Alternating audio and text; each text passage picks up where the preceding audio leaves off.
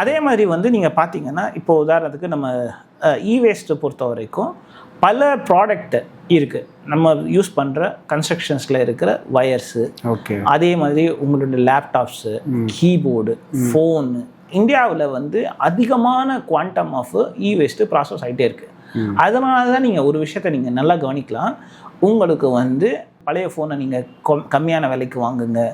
அங்கே என்ன பிஸ்னஸ் நடக்குதுன்னா, உங்களுடைய ஃபோனை வந்து அவங்க வந்து வாங்கி அதுக்கு டேட்டா க்ளீன் பண்ணி டேட்டா வைப் பண்ணிவிட்டு அதுக்கடுத்து அதை பிரித்து அதில் இருக்க காம்போனன்ட்ஸில் எந்தெந்த காம்போனன்ட் எல்லாம் வேல்யூ செயினில் இன்வால்வ் பண்ண முடியுமோ அந்த வேல்யூ செயினில் இன்வால்வ் பண்ணுறாங்க. இல்லைன்னா அதை இ-வேஸ்ட்டாக பண்ணி அதை பிரிக்கிறாங்க.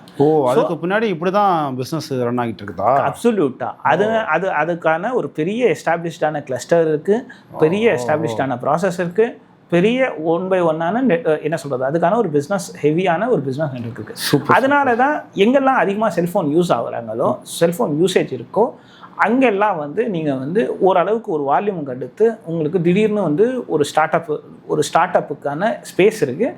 அங்கே வந்து அவங்க அந்த வேஸ்ட்டை கலெக்ட் பண்ணி அந்த வேஸ்ட்டை வந்து ஸ்ட்ரேட் பண்ணுவாங்க. அந்த வேஸ்ட்டு ட்ரேட் பண்ணிட்ட அப்புறம் ப்ராசஸ் பண்ணுவாங்க. இது எல்லா ஈகோசிஸ்டமும் இந்தியாவில் வெல் எஸ்டாப்ளிஷ்டான